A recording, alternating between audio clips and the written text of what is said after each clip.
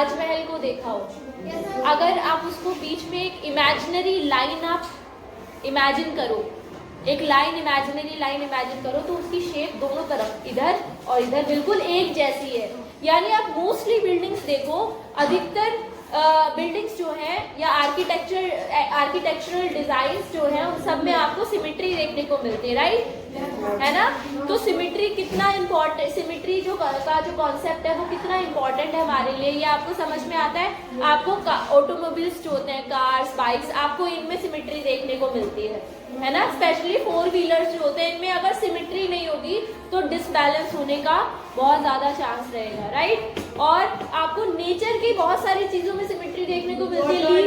Leaves जब आप बनाते हो तो आप क्या करते हो, बीच में एक लाइन ड्रॉ करते हो पहले, फिर उसके दोनों तरफ सेम शेप बनाते हो, है ना। जब आप ड्रॉइंग, फ्लावर्स में भी होता है ना, फ्लावर्स जो होते हैं उनमें भी सिमेट्री आपको देखने को मिलती है। तो ऐसे बहुत सारी, नेचर में तो हमारी बॉडी में देख लो, ह्यूमन बॉडी में भी सिमेट्री है।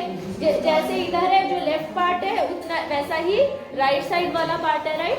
तो सिमेट्री आपको बहुत सारी चीजों में, अपने आसपास की लिविंग और नॉन लिविंग चीजों में देखने के लिए मिलती है। पैटर्न्स में भी देखने के लिए मिलती है। रंगोली जब बनाते हो तो वो भी सिमेट्रिकल होती है ना। मोस्टली जो रंगोली के डिजाइन होते हैं वो आप सिमेट्रिकल डिजाइन बनाते हो तो वो बहुत सुंदर लगती है देखने में। अच्छा, इसके बाद में देखिए आपकी बुक में भी कुछ पेपर कट डिजाइन भी दे रखे हैं। बहुत सारे बच्चों को हमारी क्लास में आर्ट एंड क्राफ्ट का शौक है, बहुत सारे बच्चे ये बनाते भी हैं।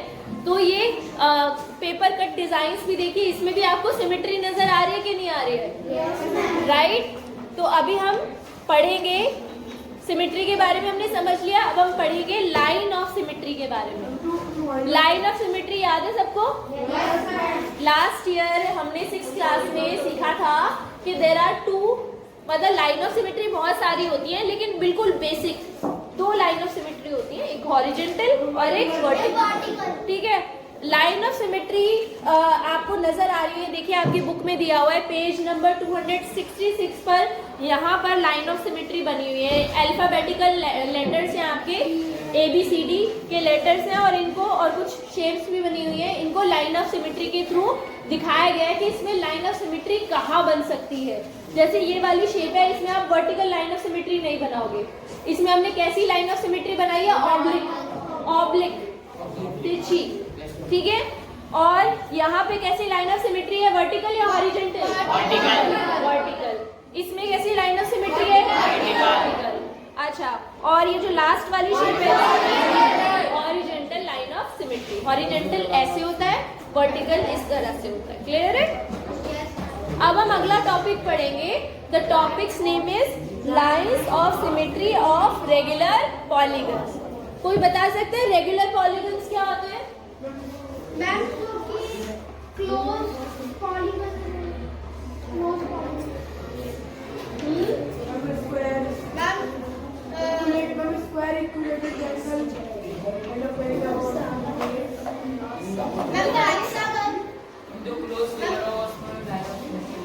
अच्छा ठीक है, आप मुझे पॉलीगन्स की डेफिनेशन बता रहे हो इस वक्त। आपने कहा कि क्लोज्ड कर्व जो होता है, जो लाइन सेगमेंट से बना हो, उसको हम पॉलीगन कहते हैं, उसको हम पॉलीगन कहते हैं। आपने ये पॉलीगन की डेफिनेशन बताई है, बिल्कुल सही बताई है। बट व्हाट अबाउट, अच्छा जैसे मैं ये बना रही हूँ,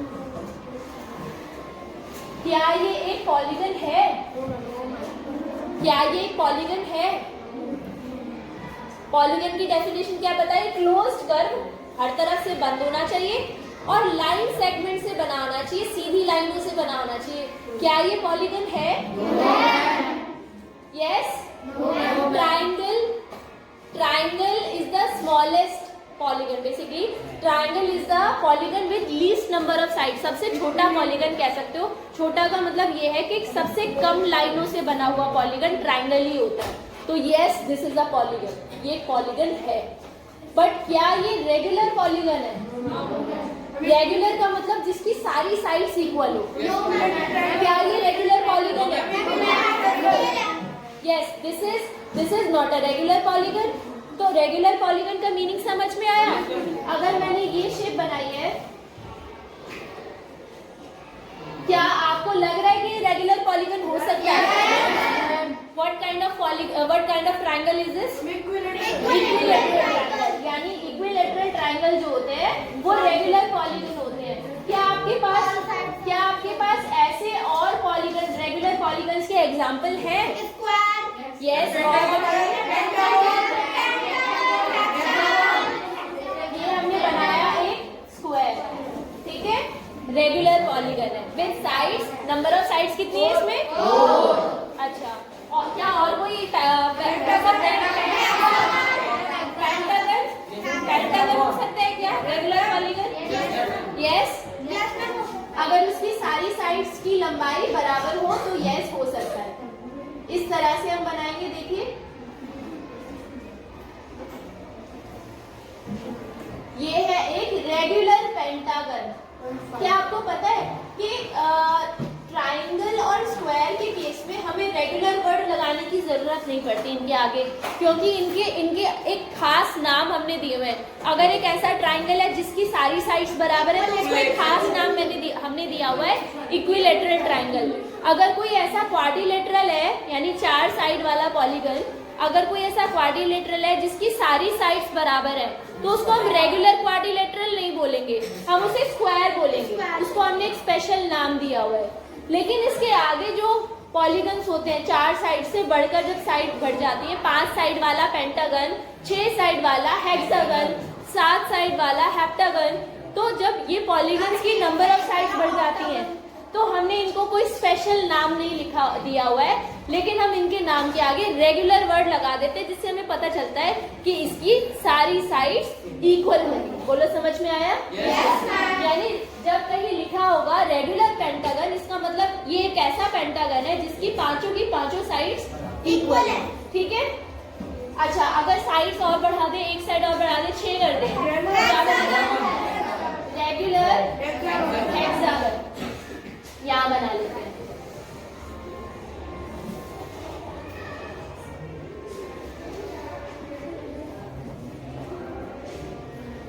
ठीक है, ये है एक रेगुलर हेक्सागन।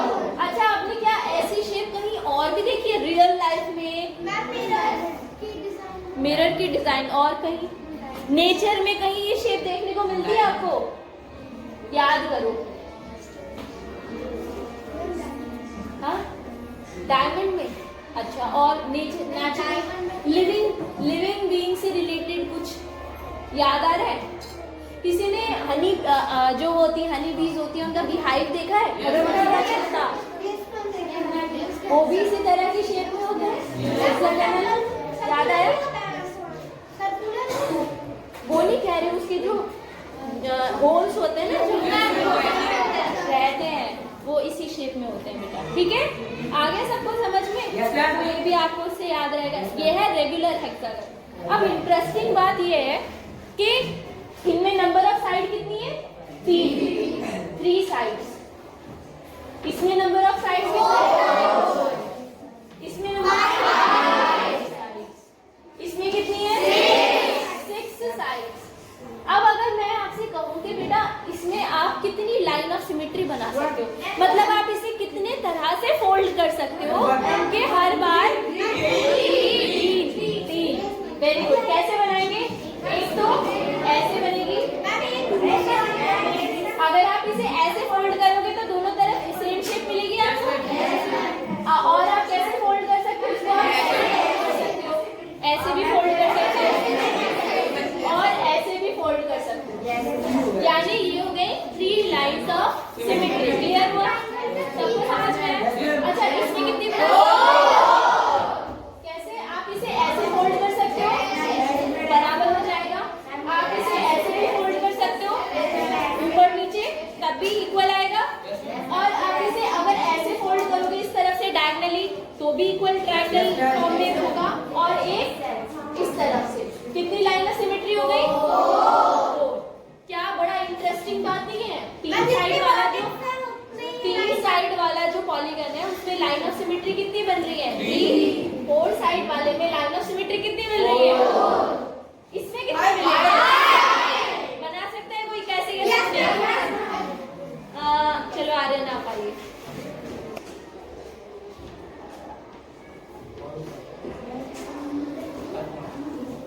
ठीक है, अब क्या आपको इधर और उधर सेम शेप नजर आ रही है? यस, ठीक है। वो कैसे नजर आएगी? देखो, इसको थोड़ा सा और, ये लंबी ज्यादा हो रही है ना, इसलिए लग नहीं रही है आपको। इनको थोड़ा प्रॉपर साइज का बनाते हैं।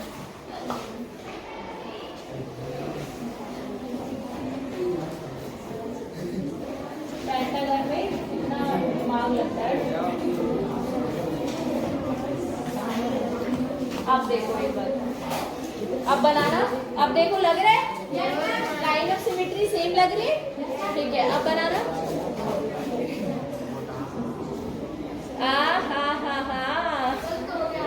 थोड़ा ऊपर आएगा। ये इसके इस साइड के मिड पॉइंट से पास हो रही थी ना ये वाली लाइन, इस वर्टेक्स की, तो ये कहाँ से पास होगी? इसके मिड पॉइंट से पास होगी।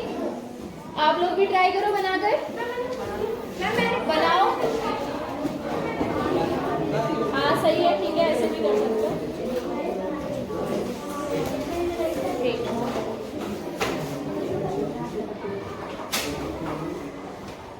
Very good, yes. पेंटागन में लाइन ऑफ सिमेट्री बनाने की ट्रिक है, अभी बता देती हूँ। देखो, आपको समझ में आ जाएगा, और शायद पार्ट को आ गया है समझ में। जितनी भी साइड है ना, जितनी भी साइड है, उनके मिड पॉइंट को मिलाना है उसके सामने वाले वर्टेक्स से। जितनी भी साइड है, देखो इसका मिड पॉइंट सामने वाले वर्टेक्स से ज्वाइन करके लाइन ऑफ सिमेट्री बन रही है। शिवा, इसका मिड पॉइंट सामने वाले वर्टेक्स से ज्वाइन किया, इसका मिड पॉइंट सामने वाले वर्टेक्स से ज्वाइन किया, और इसका मिड पॉइंट हम ज्वाइन करेंगे इससे, ठीक है। आगे सबको समझ में? बताओ कितनी लाइन ऑफ सिमेट्री बनी? ये सबको बनानी है अपनी नोटबुक में। बनाइए, चलिए, बना ली। हेक्सागन की कौन बनाएगा? हेक्सागन भी थोड़ा सा प्रॉपर बनाना पड़ेगा हमें। बैठिए बेटा, पार्ट बहुत बढ़िया, बैठिए। अर्पित, हेक्सागन बनाओ, फिर उसमें लाइन ऑफ सिमेट्री बनाओ। रेगुलर हेक्सागन बनाइए, फिर उसमें लाइन ऑफ सिमेट्री बनाइए।